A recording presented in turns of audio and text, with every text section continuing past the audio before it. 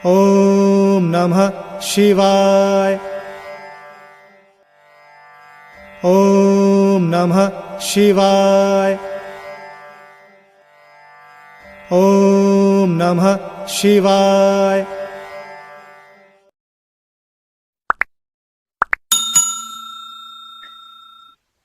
दास व अधिकारी आत्माओं के लक्षण.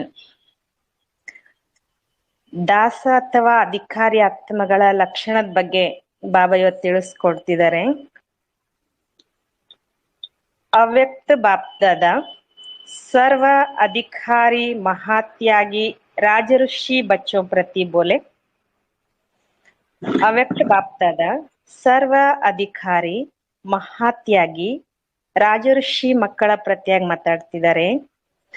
ಬಾಪ್ದಾದ ರಾಜಋಷಿಯೋं की ದರ್ಬಾರ್ ದೇಖ್ ರಹೆ ಹೈ. ಇವತ್ತು ಬಾಪ್ದಾದ ರಾಜಋಷಿಗಳ ಒಂದು ದರ್ಬಾರನ್ನ ನೋಡ್ತಿದ್ದಾರೆ. ರಾಜ್ ಅರ್ಥಾತ್ ಅಧಿಕಾರಿ और ಋಷಿ ಅರ್ಥಾತ್ ಸರ್ವತ್ಯಾಗಿ. ರಾಜ ಅಂದ್ರೆ ಅಧಿಕಾರಿ ಮತ್ತು ಋಷಿ ಅಂದ್ರೆ ಸರ್ವಸ್ವ ತ್ಯಾಗಿ, त्यागी और तपस्वी. तो बाप दादा सर्व ब्राह्मण बच्चों को देख रहे हैं कि कहाँ तक अधिकारी आत्मा और साथ साथ महात्यागी आत्मा दोनों का जीवन में प्रत्यक्ष स्वरूप कहाँ तक लाया है. ಅಂದಮೇಲೆ ಬಾಪ್ ದಾದಾ ಸರ್ವ ಬ್ರಾಹ್ಮಣ ಮಕ್ಕಳನ್ನ ನೋಡ್ತಿದ್ದಾರೆ. ಇವತ್ತು ಎಲ್ಲಿವರೆಗೆ ಅಧಿಕಾರಿ ಆತ್ಮ ಮತ್ತೆ ಜೊತೆಗೆ ಮಹಾತ್ಯಾಗಿ ಆತ್ಮ ಇಬ್ಬರ ಜೀವನದಲ್ಲಿ ಪ್ರತ್ಯಕ್ಷ ಸ್ವರೂಪ ಎಲ್ಲಿವರೆಗೆ ತಂದ್ಕೊಂಡಿದ್ದಾರೆ ಅಂತ. ಅಧಿಕಾರಿ ಅವ್ರ ತ್ಯಾಗಿ ದೋನೋ ಕಾ ಬ್ಯಾಲೆನ್ಸು. ಇಲ್ಲೇನ್ ಹೇಳ್ತಿದ್ದಾರೆ ಬಾಬಾ ಅಂದ್ರೆ ಅಧಿಕಾರಿ ಮತ್ತು ತ್ಯಾಗಿ ಎರಡರ ಬ್ಯಾಲೆನ್ಸ್ ಇರ್ಬೇಕು. अधिकारी भी पूरा हो और त्यागी भी पूरा हो, दोनों ही इकट्ठे हो सकता है. ಬಾಬಾ ಕೇಳ್ತಿದ್ದಾರೆ ಅಧಿಕಾರಿಯೂ ಕೂಡ ಪೂರ ಆಗಿರ್ಬೇಕು, ಜೊತೆಗೆ ತ್ಯಾಗಿಯೂ ಕೂಡ ಪೂರ ಆಗಿರ್ಬೇಕು. ಎರಡೂ ಒಟ್ಟೊಟ್ಟಿಗೆ ಇರ್ಲಿಕ್ಕೆ ಸಾಧ್ಯನಾ ಅಂತ. ಇಸ್ಕೋ ಜಾನಾ ಹೇ ವ ಅನುಭವಿ ಬಿ ಹೋ. ಅದಕ್ಕೆ ಬಾಬಾ ಕೇಳ್ತಿದ್ದಾರೆ ಇದನ್ನ ತಿಳ್ಕೊಂಡಿದ್ದೀರಾ ಅಥವಾ ಅನುಭವಿನೂ ಆಗಿದ್ದೀರಾ ಅಂತ. बिना त्याग के राज्य पा सकते हो ಕೇಳ್ತಾರೆ ಬಾಬಾ. ತ್ಯಾಗ ಮಾಡ್ಲಾರ್ದೆ ರಾಜ್ಯ ಸಿಗ್ಲಿಕ್ ಸಾಧ್ಯನಾ? स्व का अधिकार अर्थात स्वराज्य पा सकते हो. त्याग किया तब स्वराज्य अधिकारी बने. ಸ್ವದ ಅಧಿಕಾರ ಅಂದ್ರೆ ಸ್ವರಾಜ್ಯ ಪಡ್ಕೋಬಹುದಾ? ತ್ಯಾಗ ಮಾಡಿದಾಗ बाबा ಹೇಳ್ತಿದ್ದಾರೆ ಸ್ವರಾಜ್ಯ ಅಧಿಕಾರಿ ಆಗ್ಲಿಕ್ಕೆ ಸಾಧ್ಯ. ये तो अनुभव है ना. त्याग की परिभाषा पहले भी सुनाया है कि ಬಾಬಾ ಹೇಳ್ತಿದ್ದಾರೆ ಅನುಭವ ಇದೆ ಅಲ್ವಾ. ತ್ಯಾಗದ ಪರಿಭಾಷೆ ಅಂದ್ರೆ ತ್ಯಾಗ ಯಾವ ರೀತಿ ತ್ಯಾಗ, ಏನೇನ್ ತ್ಯಾಗ ಮಾಡ್ಬೇಕಾಗಿದೆ ನಾವೆಲ್ಲವನ್ನ ಬಾಬಾನ ಹೇಳ್ತಾರೆ. ನಾನು ಮೊದ್ಲೇ ಹೇಳ್ಬಿಟ್ಟಿದ್ದೀನಿ ನಿಮ್ಗೆಲ್ಲ ಅಂತ, ಆದ್ರೂ ಇವತ್ ನಾನು ಹೇಳ್ತಿದ್ದೀನಿ ಮತ್ತೊಮ್ಮೆ ಅಂತ. ತ್ಯಾಗ ಕಾ ಪಹಲಾ ಕದಮ್ ಹೇ. ಹಾಗಾದ್ರೆ ತ್ಯಾಗದ ಮೊದಲನೇ ಹೆಜ್ಜೆ ಯಾವುದು ಅಂತ ಬಾಬಾ ಇವತ್ತು ಕೇಳ್ತಾ ಇದ್ದಾರೆ. ಹಾಗಾದ್ರೆ ತ್ಯಾಗದ ಮೊದಲನೇ ಹೆಜ್ಜೆ ಆಗಿದೆ ದೇಹಾಭಿಮಾನ್ ಕಾ ತ್ಯಾಗ. जब देह के भान का त्याग हो जाता है तो दूसरा कदम है. ಬಾಬಾ ಹೇಳ್ತಿದ್ದಾರೆ ಫಸ್ಟ್ ನಾವು ದೇಹಾಭಿಮಾನದ ತ್ಯಾಗ ಮಾಡ್ಬೇಕಾಗಿದೆ. ಯಾವಾಗ ದೇಹಾಭಿಮಾನದ ತ್ಯಾಗ ಆಗುತ್ತೋ ನೆಕ್ಸ್ಟ್ ಸ್ಟೆಪ್ ಆಗಿದೆ ದೇಹದ ಸರ್ವ ಸಂಬಂಧದ ತ್ಯಾಗ.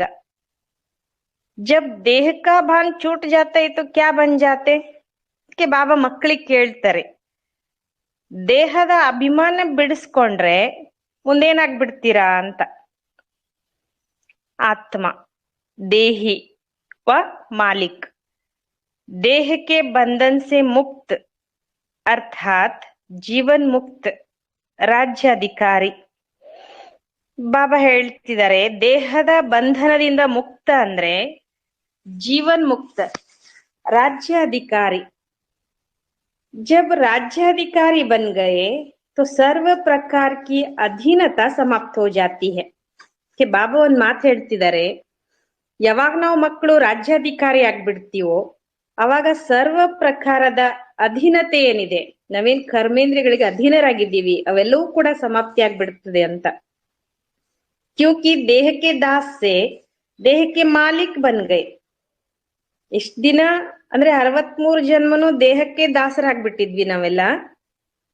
ಯಾವಾಗ ಬಾಬಾ ಸಿಕ್ರೋ ದೇಹದ ದಾಸ್ಯತನದಿಂದ ಬಿಡಿಸ್ಕೊಂಡು ದೇಹಕ್ಕೆ ಮಾಲೀಕರಾದ್ವಿ ನಾವು. ಐಸಾ ಅಂತರ ಅನುಭವ ಕಿಯಾನ ದಾಸ್ಪನ್ छूट गया ಕೇಳ್ತಾರೆ ಬಾಬಾ. ಈ ರೀತಿ ಅನುಭವ ಮಾಡಿದೀರಾ? ಈ ರೀತಿ ವ್ಯತ್ಯಾಸ ಅನಿಸ್ತದ ಅಂತ ಕೇಳ್ತಾರೆ ಬಾಬಾ. दास और अधिकारी दोनों साथ साथ नहीं हो सकते. ಇದಕ್ಕೆ ಬಾಬಾ ಹೇಳ್ತಿರೋದೇನು ಅಂದ್ರೆ ದಾಸ್ಯತನ ಜೊತೆಗೆ ಅಧಿಕಾರಿ ಎರಡು ಒಟ್ಟೊಟ್ಟಿಗೆ ಆಗ್ಲಿಕ್ಕಂತೂ ಸಾಧ್ಯ ಇಲ್ಲ ಅಂತ ಹೇಳ್ತಾರೆ ಬಾಬಾ. ದಾಸ್ಪನ್ ಕಿ ನಿಶಾನಿ ಹೇ. ಹಾಗಾದ್ರೆ ಗುರ್ತೇನು? ದಾಸ್ಯತನದ ಗುರ್ತೇನು? ನಾವು ದಾಸರಾಗಿದ್ದೀವಿ ಅನ್ನೋದ ಗುರ್ತೇನು ಅಂತ ಕೇಳ್ತಾರೆ ಬಾಬಾ.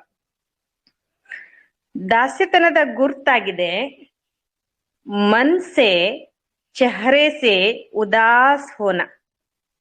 ಕೆಲವೊಂದ್ಸಲ ನಮ್ ಮುಖ ನೋಡಿದಾಗ ಜನನೇ ಹೇಳ್ಬಿಡ್ತಾರೆ, ಯಾಕ್ರಿ ಇವತ್ ಯಾಕೋ ತುಂಬಾ ಬೇಜಾರ್ನಲ್ಲಿ ಇದ್ದಂಗ್ ಕಾಣ್ತೀರಾ, ಅಥವಾ ಯಾಕೋ ತುಂಬಾ ಡಲ್ ಆಗಿದ್ದೀರಾ ಅಂತ.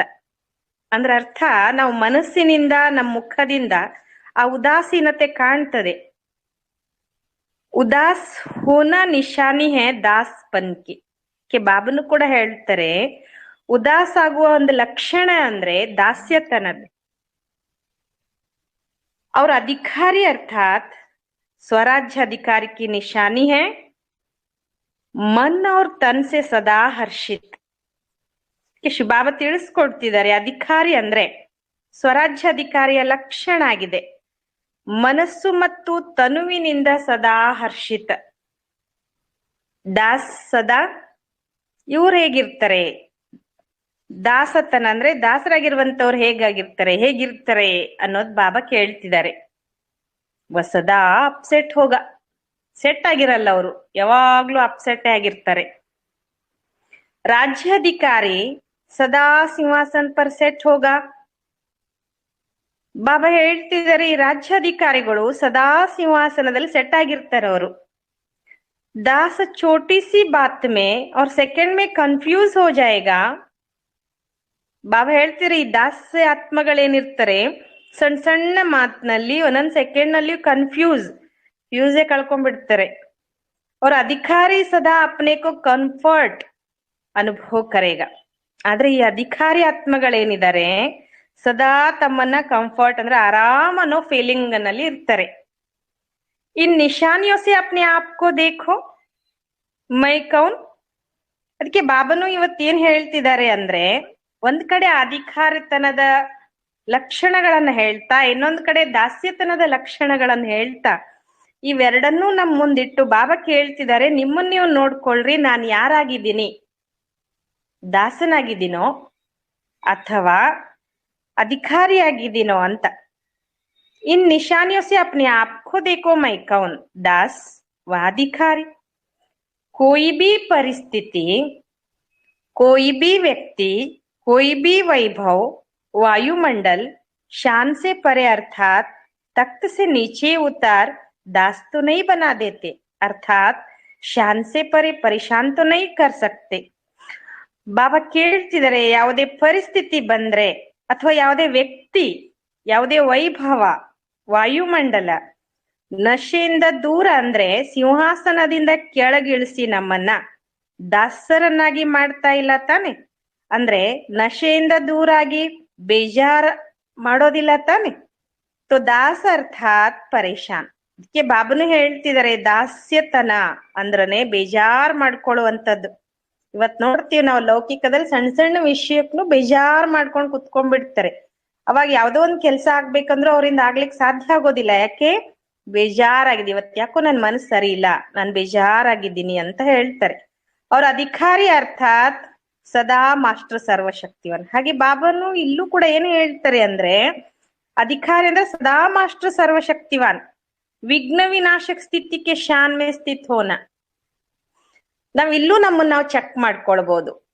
ಇಲ್ಲಿ ನಾವು ಕೂಡ ಈ ದಾಸತನದಲ್ಲಿ ಸಿಕ್ಕಾಕೊಂಡಿದ್ರೆ ಅಥವಾ ಅದಕ್ಕೆ ವಶ ಆಗ್ಬಿಟ್ಟಿದ್ರೆ ನಮ್ಗುನು ಇಲ್ಲೂ ಏನು ಇಷ್ಟ ಆಗಲ್ಲ. ಯಾಕೋ ಇವತ್ ಯೋಗ ಮಾಡ್ಬೇಕು ಅನಿಸ್ತಿಲ್ಲ, ಯಾವ್ದೇ ಸೇವೆ ಮಾಡ್ಬೇಕು ಅನಿಸ್ತಿಲ್ಲ, ಹೀಗಿರ್ಬೇಕು ಅನಿಸ್ತಿಲ್ಲ ಅಂತ ನಮಗ್ ನಾವೇನೆ ಬೇಜಾರ್ ಮಾಡ್ಕೊಳ್ತೇವೆ. ನಾವು ಪುರುಷಾರ್ಥ ಮಾಡ್ಲಿಕ್ ಆಗೋದಿಲ್ಲ. ಅದಕ್ಕೆ ಬಾಬಾ ಏನ್ ಹೇಳ್ತಿದಾರೆ ಅಂದ್ರೆ ಅಧಿಕಾರಿ ಆತ್ಮ ಬನು ಅಂತಾರೆ. ಅಧಿಕಾರಿ ಆತ್ಮಗಳಾಗ್ರಿ. ಅಧಿಕಾರಿ ಆತ್ಮ ಅಂದ್ರೆ ಸದಾ ಮಾಸ್ಟರ್ ಸರ್ವಶಕ್ತಿವಾನ್ ಸ್ಥಿತಿಯಲ್ಲಿ ಇರ್ತಾರ ಅವರು. ವಿಘ್ನ ವಿನಾಶಕರಾಗಿರುವಂತ ಸ್ಥಿತಿಯ ನಶೆಯಲ್ಲಿ ಸ್ಥಿತ ಆಗಿರ್ತಾರೆ ಇವರು. परिस्थिति व व्यक्ति वैभव शान में रह मौज से देखता रहेगा. ಈ ಅಧಿಕಾರಿ ಆತ್ಮಗಳು ಹೇಗಿರ್ತಾರೆ ಅಂದ್ರೆ ಏನೇ ಪರಿಸ್ಥಿತಿ ಬರಬಹುದು, ಅಥವಾ ವ್ಯಕ್ತಿ ವೈಭವ ನಶೆಯಲ್ಲಿದ್ದು ಮೋಜಿನಿಂದ ನೋಡ್ತಾ ಇರ್ತಾರೆ. दासात्मा सदा अपने को परीक्षाओं के मझधार में अनुभव करेगी. ಬಾಬಾ ಹೇಳ್ತಿದ್ರಿ, ಈ ದಾಸಾತ್ಮ ಸದಾ ತಮ್ಮನ್ನ ಪರೀಕ್ಷೆಗಳಲ್ಲೇ ಸಿಕ್ಕಾಕೊಂಡಿರುವಂತ ಅನುಭವ ಮಾಡ್ತದೆ. ಯಾವಾಗ್ಲೂನು ಬೇಜಾರ್ ಸ್ಥಿತಿ ಇದಕ್ಕೆ. ಅಧಿಕಾರಿ ಆತ್ಮ ಮಾಂಜೀವನ್ नैया को मजे से परीक्षाओं की लहरों से खेलते खेलते पार करे. ಈ ಅಧಿಕಾರಿ ಆತ್ಮಗಳು ಹೇಗಿರ್ತಾರೆ ಅಂದ್ರೆ ಈ ದೋಣಿ ನಡೆಸೋನಿಗೆ ಗೊತ್ತಿರ್ತದೆ, ಅಲೆಗಳು ಬರ್ತವೆ, ನಾನು ಹೇಗೆ ಹುಟ್ಟಾಕ್ಬೇಕು ಅಂತ.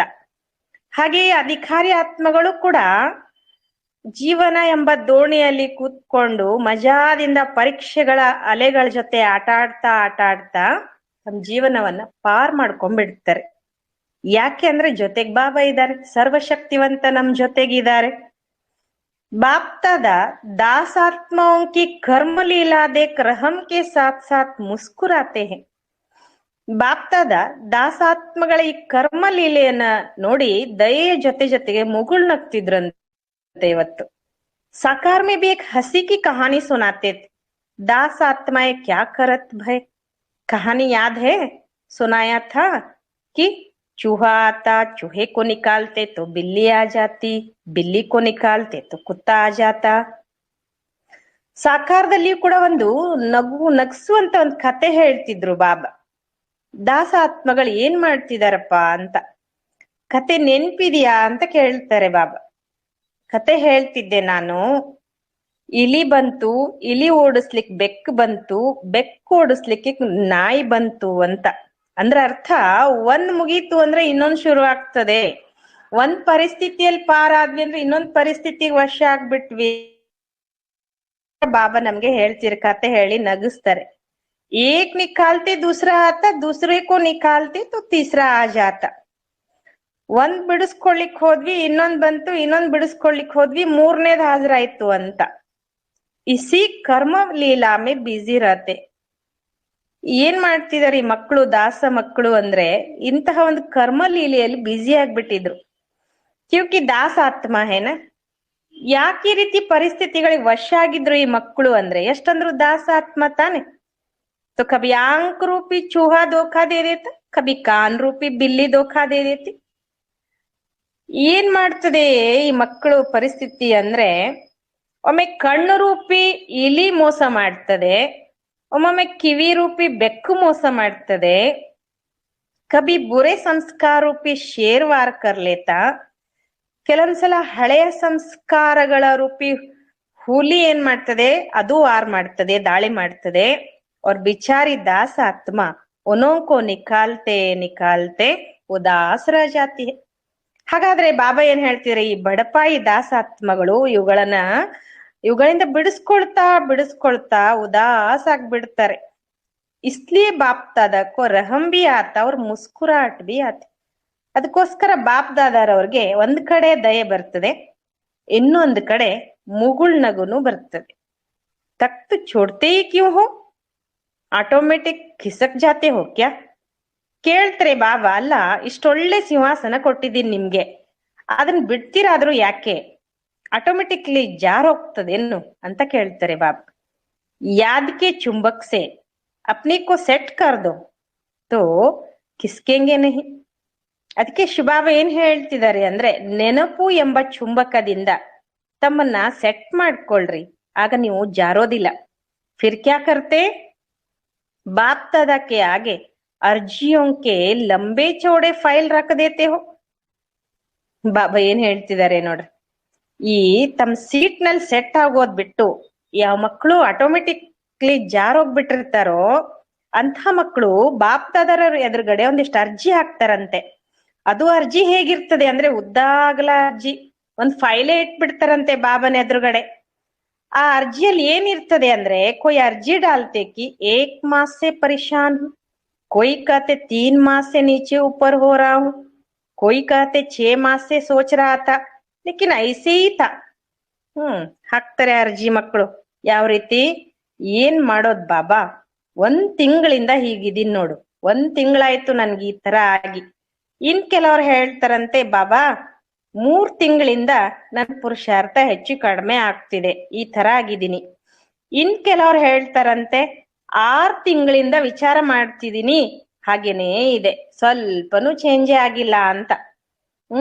ಅದಕ್ಕೆ ಬಾಬಾ ಹೇಳ್ತಿದ್ದಾರೆ, इतनी अर्जियां मिलकर फाइल हो जाती, लेकिन यह भी सोच लो जितनी बड़ी फाइल है उतना फाइन देना पड़ेगा. ಬಾಬನು ಒಂದ್ ಮಾತು ಹೇಳ್ತಿದಾರೆ, ಎಷ್ಟೆಲ್ಲಾ ಅರ್ಜಿಗಳನ್ನ ತಗೊಂಡ್ ಬಂದು ಒಂದ್ ದೊಡ್ಡ ಫೈಲ್ ಮಾಡ್ಕೊಂಡ್ಬಿಡ್ತೀರಾ. ಬಾಬಾ ಹೇಳ್ತಾರೆ, ವಿಚಾರ ಮಾಡಿ, ಎಷ್ಟು ದೊಡ್ಡ ಫೈಲೋ ಅಷ್ಟು ಫೈನ್ ಕಟ್ಬೇಕಾಗ್ತದೆ, ದಂಡ ಕಟ್ಬೇಕಾಗ್ತದೆ ಅಂತ ಹೇಳ್ತಾರೆ ಬಾಬಾ. ಇಸ್ಲಿಯೇ ಅರ್ಜಿ ಕೋ ಖತಮ್ ಕರ್ನೆ ಕಾ ಸಹಜ ಸಾಧನ್ ಹೇ ಕೌನ್ಸ. ಅದಕ್ಕೋಸ್ಕರ ಬಾಬಾ ಹೇಳ್ತಾರೆ, ಈಗ ಅರ್ಜಿ ಎಲ್ಲಾ ಸಮಾಪ್ತಿ ಆಗ್ಬಿಡ್ಬೇಕ, ಸಾಕಪ್ಪ, ಇನ್ಯಾವುದು ಬಾಬನಿಗೆ ಅರ್ಜಿ ಹಾಕ್ಬಾರ್ದು. ನಾವು ಹಾಕ್ಬಾರ್ದು ಅಂದ್ರೆ ಅದಕ್ಕೆ ಸಹಜವಾದ ಸಾಧನ ಏನ್? ಹಾಗಾದ್ರೆ ಕೆಲವೊಂದ್ಸಲ ನಾವೇನ್ ಮಾಡ್ತೇವೆ, ಬಾಬನ್ ಮುಂದ್ ಕುತ್ಕೊಂಡಾಗ ಭಕ್ತರಾಗ್ಬಿಡ್ತೇವೆ. ಭಕ್ತರ ಕೆಲ್ಸ ಏನು? ಬೇಡೋದು ತಾನೆ, ಅದನ್ ಕೊಡು ಇದನ್ ಕೊಡು. ಅಮೃತ ವೇಳೆ ಎದ್ರುನು ಬೇಡ್ಲಿಕ್ ಶುರು ಮಾಡ್ತೇವೆ, ಅಮೃತ ವೇಳೆ ಮುಗ್ದ್ರುನು ಬೇಡ್ಲಿಕ್ ಶುರು ಮಾಡ್ತೇವೆ, ಹಾಗ್ ಮಾಡು ಹೀಗ್ ಮಾಡು, ಹಾಗಾಗಿದೆ ಹೀಗಾಗಿದೆ ಅಂತ. ಅದಕ್ಕೆ ಬಾಬಾ ಹೇಳ್ತಾರೆ, ಬೇಡೋದನ್ನ ಮೊದ್ಲು ಬಿಡಿ. ಈ ಬೇಡೋದ್ರಿಂದಲೇ ನೀವು ಈ ತರ ಸಂಸ್ಕಾರವನ್ನ ತುಂಬಿಕೊಂಡಿರೋದು. ಮಕ್ಕಳಾಗಿ ನನ್ನ ಎದುರುಗಡೆ ಕೂತ್ಕೊಳ್ರಿ, ನಿಮ್ಗೇನ್ ಬೇಕೋ ನಾನು ಎಲ್ಲನೂ ಮಾಡ್ತೀನಿ ಅಂತ ಬಾಬಾ ಹೇಳ್ತಾರೆ. ಅದಕ್ಕೆ ಶುಭಾಬ ಹೇಳ್ತಾರೆ, ಅರ್ಜಿ ಸಮಾಪ್ತಿ ಮಾಡ್ಕೊಳ್ಬೇಕು ಅಂದ್ರೆ ಸಹಜ ಸಾಧನ, ಸದಾ ಬಾಪ್ ಕಿ ಮರ್ಜಿ ಪರ್ ಚಲೋ. ಏನ್ ಹೇಳ್ತಿದ್ದಾರೆ ಬಾಬಾ? ನಾನ್ ಹೇಳ್ದಂಗ್ ಕೇಳ್ರಿ ಸಾಕಿಷ್ಟೇ. ಮೇರಿ ಮರ್ಜಿ ಯಾ ಹೈ ತೋ ಹಮ್ ಮನ್ ಮರ್ಜಿ ಅರ್ಜಿ ಕಿ ಫೈಲ್ ಬನಾ ದೇತಿ ಹೈ. ಕೆಲವೊಂದ್ಸಲ ಏನ್ ಹೇಳ್ತೇವೆ, ನನ್ ಮರ್ಜಿ ಹಿಂಗಿದೆ ನೋಡ್ರಿ, ನಾನ್ ಹೆಂಗ್ ಅನ್ಕೊಳ್ತೀನೋ ಹಾಗೆ ಮಾಡೋದು ಅಂತ ನಾವ್ ಹೇಳ್ಕೊಳ್ತೇವೆ. ಬಾಬಾ ಹೇಳ್ತಾರೆ, ಮನ್ ಮರ್ಜಿನು ಅರ್ಜಿಯ ಫೈಲ್ ಮಾಡ್ಬಿಡ್ತದೆ. ತೋ ಬಾಪ್ ಕಿ ಮರ್ಜಿ ವ ಮೇರಿ ಮರ್ಜಿನ. ಬಾಬಾ ಏನ್ ಹೇಳ್ತಾರೋ, ಬಾಬನ ಇಷ್ಟ ಏನಿದೆಯೋ ಆ ತರ ನಾವ್ ನಡಿಬೇಕಾಗಿದೆ. बाप की मर्जी क्या है? हर एक आत्मा सदा शुभ चिंतन करने वाली, स्व के प्रति सदा शुभ चिंतक रहने वाली, स्व कल्याणी और विश्व कल्याणी बने. ಇನ್ನ ಬಾಬಂದ ಏನಪ್ಪಾ ಇಚ್ಛೆ ಇದೆ, ಅವನ್ ಮರ್ಜಿ ಏನಪ್ಪಾ ಅಂತಂದ್ರೆ, ಪ್ರತಿಯೊಂದು ಆತ್ಮನು ಸದಾ ಶುಭ ಚಿಂತನೆ ಮಾಡುವಂತಹ, ಸರ್ವರ ಪ್ರತಿ ಸದಾ ಶುಭ ಚಿಂತಕರಾಗಿರುವಂತಹ, ಸ್ವ ಕಲ್ಯಾಣಿ ಮತ್ತೆ विश्व कल्याणी ಆಗ್ರಿ ಅಂತ. इसी मर्जी को सदा स्मृति में रखते हुए बिना मेहनत के चलते चल. ಬಾಬಾ ಹೇಳ್ತಿದ್ರೆ, ಈ ಮರ್ಜಿಯನ್ನ ಸದಾ ಸ್ಮೃತಿಯಲ್ಲಿ ಇಟ್ಕೊಂಡು ಪರಿಶ್ರಮ ಇಲ್ಲದೆ ನಡೀತಾ ಹೋಗ್ರಿ. ಜೈಸೆ ಕಹಾ ಜಾತಾ ಹೈ, ಆಂಕ್ ಬಂದ್ ಕರ್ಕೆ ಚಲ್ತೆ ಚಲೋ. ಲೌಕಿಕದಲ್ಲಿ ಒಂದ್ ಮಾತು ಹೇಳ್ತಾರೆ ನೋಡಿ, ಸುಮ್ನೆ ನಾನ್ ಹೇಳ್ದಂಗ್ ಕಣ್ ಮುಚ್ಕೊಂಡ್ ನಡಿಯಪ್ಪ, ನಿಂಗೆಲ್ಲ ಒಳ್ಳೇದಾಗುತ್ತೆ ಅಂತ. ಹಾಗೇನೆ ಶುಭಾಬನು ಏನ್ ಹೇಳ್ತಾರೆ ಅಂದ್ರೆ, ನಾ ಹೇಳ್ದಂಗ್ ಕೇಳಪ್ಪ, ನಿಂಗೆ ಎಲ್ಲಾನು ಒಳ್ಳೇದೇ ಆಗುತ್ತೆ ಅಂತ. ಐಸೆ ತೋ ನಹಿ ವೈಸಾ ತೋ ನಹಿ ಹೋಗ. ಕೆಲವೊಂದ್ಸಲ ಭಗವಂತನ ಒಂದು ಮಾತಿಗೂ ಸಂಶಯದಲ್ಲಿ ಬಂದ್ಬಿಡ್ತೇವೆ. ನೀನೇನೋ ಹೇಳ್ತೀಯಪ್ಪ, ಹಂಗ್ ನಡಿತೀವಿ, ಹಂಗ್ ನಡೆದ್ರೆ ಹೀಗಾಗಲ್ವಾ, ಹೀಗ್ ನಡೆದ್ರೆ ಹಾಗಾಗಲ್ವಾ ಅಂತ. ಆಂಕ್ ನಹಿ ಖೋಲೋ. ಅದಕ್ಕೆ ಬಾಬಾ ಹೇಳ್ತಾರೆ, ಇಂಥ ಕಣ್ಣು ತೆರಿಬೇಡ್ರಿ. ಯಾವ ಕಣ್ಣು? ವ್ಯರ್ಥ ಚಿಂತನ್ ಕೆ ಆಂಕ್ ಬಂದ್ ಕರ್, ಬಾಪ್ ಕಿ ಮರ್ಜಿ ಅರ್ಥಾತ್ ಬಾಪ್ ಕೆ ಕದಂ ಪೀಚೆ ಕದಂ ರಕ್ತೆ ಚಲ್. ಅದಕ್ಕೆ ಶುಭಾಬ ಏನ್ ಹೇಳ್ತಿದಾರೆ ಅಂದ್ರೆ, ವ್ಯರ್ಥ ಚಿಂತನೆ ಎನ್ನುವಂತ ಕಣ್ ಬಂದ್ ಮಾಡ್ರಿ ಮೊದಲು. ಈ ಕಣ್ ಮುಚ್ಕೊಂಡ್ಬಿಟ್ರೆ ಬಾಬಾ ಹೇಳ್ತಾರೆ, ನನ್ ಮರ್ಜಿ ಅಂದ್ರೆ ಬಾಬನ ಹೆಜ್ಜೆ ಹಿಂದೆ ಹೆಜ್ಜೆ ಇಡುವಂತಹ ಒಂದ್ ಕೆಲ್ಸ ಮಾಡಿ ಅಂತ. ಪಾವ್ ಕೆ ऊपर पांव रखकर चलना मुश्किल होता है, वह सहज होता है. ಹೆಜ್ಜೆ ಮೇಲೆ ಹೆಜ್ಜೆ ಇಟ್ಕೊಂಡ್ ನಡೆಯೋದ್ ಕಷ್ಟನೋ ಅಥವಾ ಸಹಜನೋ ಕೇಳ್ತಾರೆ ಬಾಬಾ. तो ऐसे सदा फॉलो करते रखो. फॉलो सिस्टर, फॉलो ब्रदर, ये नया स्टेप नहीं उठाओ, इसे मंजिल से वंचित हो जाएंगे. ಬಾಬಾ ಏನ್ ಹೇಳ್ತೀರಿ? ಶುಭಾಬಾ ಯಾವಾಗ್ಲೂ ಹೇಳಲಿಲ್ಲ, ಅಕ್ಕವ್ರನ್ ಫಾಲೋ ಮಾಡ್ರಿ, ಅವ್ರನ್ ಫಾಲೋ ಮಾಡ್ರಿ, ಇವ್ರನ್ ಫಾಲೋ ಮಾಡ್ರಿ, ದಾದೀಜಿನೂ ಹೇಳ್ತಿರ್, ಗುಲ್ಜಾರ್ ದಾದಿ ಸತ್ತ ಹೇಳ್ತಿರ್, ನನ್ನೂ ನೋಡ್ಲಿಕ್ ಹೋಗ್ಬೇಡ್ರಿ ನೀವು ಅಂತ. ಶಿವಬಾಬಾ ಯಾವಾಗ್ಲೂ ಏನ್ ಹೇಳಿದ್ರು, ಫಾಲೋ ಫಾದರ್ ಅಂತಾನೆ ಹೇಳಿದ್ರು ತಾನೆ. ಅದಕ್ಕೆ ಬಾಬಾ ಹೇಳ್ತಾರೆ, ರಿಗಾರ್ಡ್ ದೋ ಲೇಕಿನ್ ಫಾಲೋ ನೈ ಕರೋ. ಅವ್ರೆಲ್ರಿಗೂ ಗೌರವ ಕೊಡಿ, ಆದ್ರೆ ಅನುಕರಣೆ ಮಾಡ್ಬೇಡ್ರಿ. ವಿಶೇಷತಾ ಅವ್ರ ಗುಣ ಕೋ ಸ್ವೀಕಾರ ಕರೋ ಲೇಕಿನ್ foot step Baap K foot step per. ಬಾಬಾ ಏನ್ ಹೇಳ್ತಿದಾರೆ ನೋಡ್ರಿ, ವಿಶೇಷತೆ ಅಥವಾ ಗುಣವನ್ನ ಸ್ವೀಕಾರ ಮಾಡಿ, ಆದ್ರೆ ಹೆಜ್ಜೆ ಮೇಲೆ ಹೆಜ್ಜೆ ಮಾತ್ರ ಶಿವಬಾಬನ್ ಹೆಜ್ಜೆ ಮೇಲೆ ಹೆಜ್ಜೆ ಇಡ್ಬೇಕಾಗ್ತದೆ ಅಂತಾರೆ ಬಾಬಾ. ಸಮಯ ಪರ್ ಮತ್ಲಬ್ ಕಿ ಬಾತೆ ನೈ ಉಠಾओ, मतलब की बातें भी बड़ी मनोरंजन की करते हैं, वह डायलॉग फिर सुनाएंगे.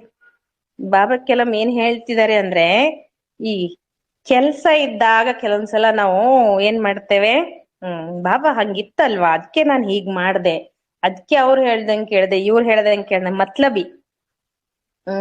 ಏನೋ ಒಂದು ಲೌಕಿಕದಲ್ಲಿ ಗಾದೆನೂ ಹೇಳ್ತಾರೆ ನೋಡ್ರಿ, ಕಾಮ ಪೂರ್ತೆ ಮಾಮ ಅಂತ. ಅಂದ್ರೆ ಕೆಲ್ಸ ಇದ್ದಾಗ ಮಾಮನ್ ನೆನ್ಪ್ ಜಾಸ್ತಿ ಆಗುತ್ತೆ ಅಂತ. ಹಾಗೆ ನಮ್ಗೂನು ಕೆಲವೊಂದ್ಸಲ ಕೆಲ್ಸ ಇದ್ದಾಗ ನಾವೇನ್ ಮಾಡ್ತೇವೆ, ಜಾಸ್ತಿ ಶಿವಬಾಬಾ ನೆನ್ಪ್. ಬಾಬಾ ಹೇಳ್ತಾರೆ, ಅವೆಲ್ಲ ಬೇಕಾದ್ರೆ ಇನ್ನೊಂದ್ಸಲ ಹೇಳ್ತೀನಿ ನಿಮ್ ಡೈಲಾಗು, ಈಗ ಅವೆಲ್ಲ ಬೇಡ.